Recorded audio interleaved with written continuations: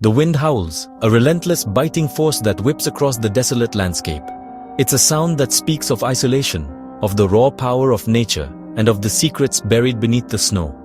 A mournful cry across a vast, empty expanse of white.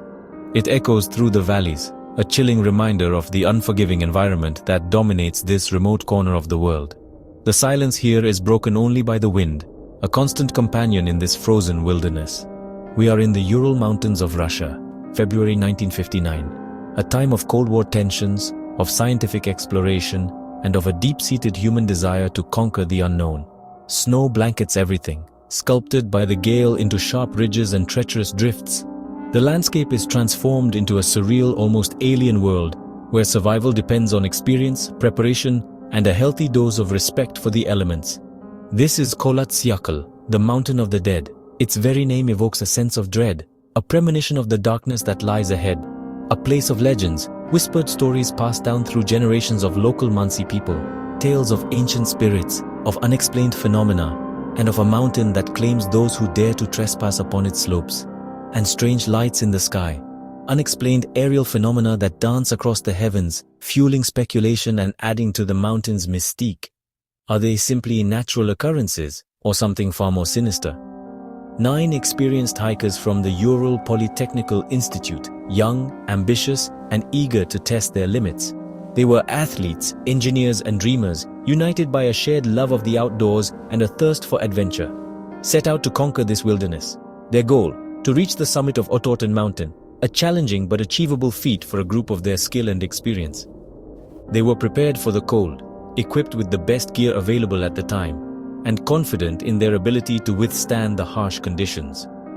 The isolation, the sheer remoteness of the Ural Mountains, far from civilization and any hope of immediate assistance. The challenge, the physical and mental endurance required to navigate this unforgiving terrain, pushing themselves to the limit in pursuit of their goal. But nothing could prepare them for the mystery that would swallow them whole.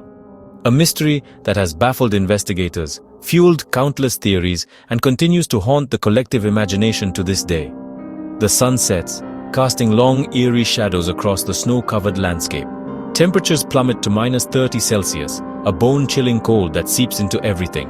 The group sets up their tent on an exposed slope, a decision that seems illogical in retrospect, given the availability of more sheltered locations nearby. A decision that would later baffle investigators. Why did they choose this particular spot? Was it a misjudgment, a moment of carelessness, or were they forced to stop here for some unknown reason? Inside, they share a meal, laugh, and feel safe in their small pocket of warmth, a temporary refuge from the brutal elements outside. They document their journey in diaries and photographs, capturing the camaraderie and the spirit of adventure that binds them together. But in the night, something goes terribly wrong. Something so terrifying, so inexplicable, that it shatters their sense of security and plunges them into a desperate fight for survival. The hikers, in a panic, cut their way out of the tent from the inside, slashing through the fabric with knives in a desperate attempt to escape whatever horror confronted them. They flee into the brutal sub-zero darkness, abandoning their shelter and their supplies in a chaotic scramble for safety, leaving boots and coats behind.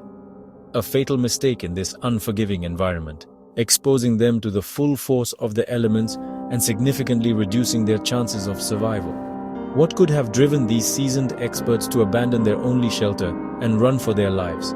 What unseen terror lurked in the darkness, prompting such a desperate and ultimately fatal decision? This is where our investigation begins, with the discovery of the abandoned campsite and the unsettling realization that something truly extraordinary has occurred. A silent tent, a chilling testament to the events that unfolded on that fateful night, and 9 missing souls whose fate remains shrouded in mystery and speculation. Let's meet the team, a group of individuals whose names would become synonymous with one of the most perplexing unsolved mysteries of the 20th century. They were young, ambitious, and eager to test their limits against the unforgiving backdrop of the Ural Mountains. At the helm was Dyatlov, a seasoned hiker and a 5th-year student at the Ural Polytechnical Institute. He was known for his leadership skills and meticulous planning, qualities that made him the natural choice to lead this challenging expedition. The group was primarily made up of skilled, adventurous students and graduates from the same institute. They shared a passion for the outdoors and a thirst for exploration, forging a bond that would ultimately lead them into the heart of the unknown. Among them was Zinaida Kolmogorova, a spirited and experienced hiker, and Lyudmila Dubinina, known for her resilience and determination in the face of adversity. These women were not just along for the ride, they were integral members of the team, contributing their skills and courage to the expedition's success. The male members included Rustem Slobodin, a talented engineer with a knack for problem-solving, Yuri Doroshenko, a strong and reliable companion, and Georgy Krivonishenko, known for his jovial nature and unwavering optimism.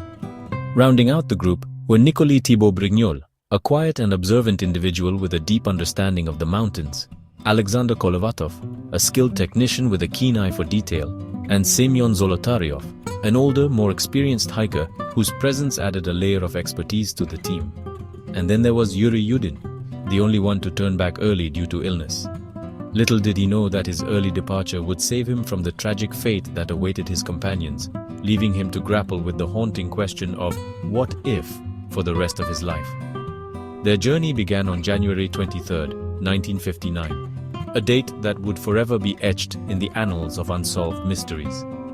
They started by traveling by train, the rhythmic clatter of the wheels carrying them further and further away from civilization. Then they transitioned to a truck, bumping along rough, unpaved roads that led them to the edge of the wilderness, the last outpost of human habitation before the vast, untamed expanse of the Ural Mountains. Photographs from the beginning of their journey show them smiling, their faces filled with excitement and anticipation. They are seen skiing, gliding effortlessly across the snow-covered landscape, their laughter echoing through the crisp mountain air. They are also captured building fires, huddled around the warm flames, sharing stories and dreams, unaware of the grim fate awaiting them in the unforgiving wilderness. Their journals, meticulously kept, speak of good morale, camaraderie, and the breathtaking beauty of the landscape that surrounded them. These entries offer a glimpse into their thoughts and feelings, painting a vivid picture of their journey before it took a dark and inexplicable turn. On February 1st, they began their ascent onto Kolatsiakl, a mountain whose name translates to Dead Mountain in the local Mansi language, an ominous foreshadowing of the tragedy that was about to unfold. Yuri Yudin had already left due to his ailment, his farewell a haunting echo in hindsight, a stark reminder of the fragility of life and the unpredictable nature of fate. The remaining 9 battled worsening weather conditions, the wind howling like a banshee and the snow swirling around them, obscuring their vision and testing their resolve. They made the decision to build a storage shelter, a cache to lighten their load for the final push towards their goal, a testament to their experience and preparedness. Their last camp was pitched on the exposed slope of Kolatsiakl. An odd choice, a decision that has baffled investigators and armchair detectives alike for decades, considering their extensive experience in the mountains. Why not seek shelter in the forest, a natural windbreak just a mile away, a decision that could have potentially saved their lives? Perhaps the encroaching darkness or the sudden deterioration of the weather forced their hand, leaving them with no other option but to make camp where they stood. They ate a small meal, a simple fare of provisions that would be their last supper. They settled in for the night, seeking refuge from the harsh elements within the confines of their tent. It was the last night of their lives, the final chapter in a story that would forever remain shrouded in mystery and speculation. The mystery deepened with every step they took, every decision they made, and every unanswered question that continues to haunt us to this day. Igor Dyatlov was supposed to send a telegram by February 12th. When days passed with no word, concern grew. Families pressured authorities, and on February 20th, a search began. Planes, helicopters, and ground teams scoured the wilderness. Days passed, nothing. Then on February 26th, a breakthrough. The hiker's tent was found, half buried and sliced open from the inside. Inside, boots, coats, and supplies were left behind. The scene suggested a desperate, immediate escape. No signs of struggle, no evidence of outsiders. Only the hiker's footprints led away, some barefoot, some in socks, some with a single boot. The tracks were orderly at first, heading toward the tree line. Why would 9 experienced mountaineers abandon their only shelter and gear to walk barefoot into a frozen hell? The discovery only deepened the mystery. The searchers followed the footprints, hoping for answers. What they found next would haunt them forever. The footprints, stark against the pristine snow, led the search party deeper into the woods, their path unwavering, towards a looming presence in the distance, a giant cedar tree. The tracks told a story of hurried movement, a desperate march through the unforgiving landscape.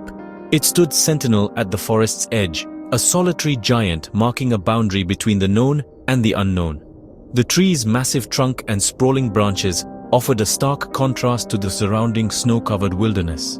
Beneath it, nestled against the base of the ancient tree, lay the remnants of a small fire, a pathetic attempt to ward off the brutal cold.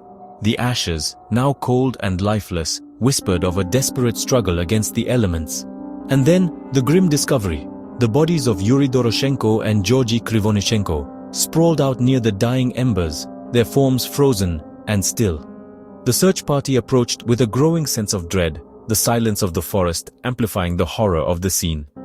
They were stripped to their underwear, their exposed skin a chilling testament to the speed and ruthlessness of hypothermia. The sight was unsettling, raising more questions than answers. Shoeless, inadequately dressed for the sub-zero temperatures, they were vulnerable, exposed to the full fury of the winter wilderness. Every exposed inch of skin was a testament to their final, desperate moments. It was clear. They had died of hypothermia, succumbing to the insidious chill that had slowly stolen their lives. The cold had been their silent, relentless killer. The cedar's branches were broken high up, a disturbing detail that hinted at a frantic struggle. The damage was not natural. Something or someone had caused it. It appeared as if someone had frantically tried to climb it, reaching for something beyond their grasp, or perhaps trying to escape some unseen terror. The broken branches were a silent scream. Their hands were raw and scraped, evidence of a desperate climb, a desperate fight for survival. The skin was torn and bleeding, a testament to their pain and fear. It was a scene of desperation, a snapshot of their final, agonizing moments.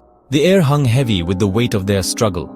Nearby, the bodies of Igor Dyatlov and Zinaida Kolmogorova were found, adding another layer of tragedy to the unfolding mystery. The search team pressed on, their hearts heavy with each new discovery, both appearing to have tried to crawl back to the tent, their bodies stretched out in the snow, leaving faint trails that spoke of exhaustion and fading hope. Rustem Slobodin was discovered between them, his body lying still in the snow. Face down, with a minor skull fracture, the cause of which remained unclear. The injury added another piece to the puzzle, deepening the mystery surrounding their deaths. All were insufficiently dressed, victims of the cold's unforgiving embrace. The lack of proper clothing was a glaring detail, a question mark hanging over the entire scene. 5 hikers found, their stories tragically cut short in the desolate wilderness. 4 still missing, their fates unknown, lost somewhere in the vast, unforgiving landscape. The search continued, driven by a desperate hope and a growing sense of unease. The evidence suggested panic, a sudden overwhelming fear that had gripped the group and driven them to irrational actions. A fatal mistake, a series of missteps that had led them down a path of no return. And a desperate attempt to survive, a final futile struggle against the inevitable. But the search was not over, not until all 9 members of the expedition were accounted for. The remaining 4 would reveal even stranger clues, details that would defy explanation and deepen the mystery surrounding the Dyatlov Pass incident. The tragedy seemed clear, a case of hypothermia and poor judgment until the next discovery, which would shatter all preconceived notions. What happened to the others would change everything, transforming a seemingly straightforward accident into one of the most enduring mysteries of the 20th century. The mountain was not done giving up its secrets, and the truth, buried beneath the snow, was far more disturbing than anyone could have imagined. Months later, as the snow thawed, the last 4 hikers were found in a ravine buried under 10 feet of snow. Lyudmila Dubinina, Semyon Zolotaryov, Nikolai Thibaut Brignoles, and Alexander Kolevatov were better dressed, some wearing clothes taken from the dead. But their injuries were shocking. Thibaut Brignol had a massive skull fracture. Dubinina and Zolotaryov suffered crushed chest injuries, requiring immense force, yet with no external wounds. Dubinina was missing her tongue, eyes and part of her lips, Zolotaryov, his eyeballs. The official explanation was decomposition, but doubts lingered. The medical examiner compared the force to a car crash or explosion.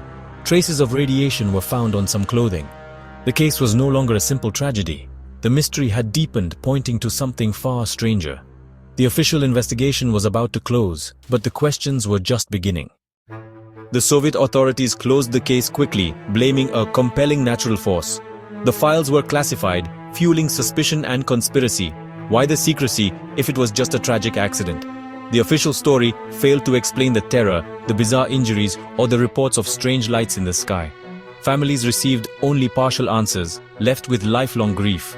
The legend of Dyatlov Pass refused to die, surviving through whispers and underground publications.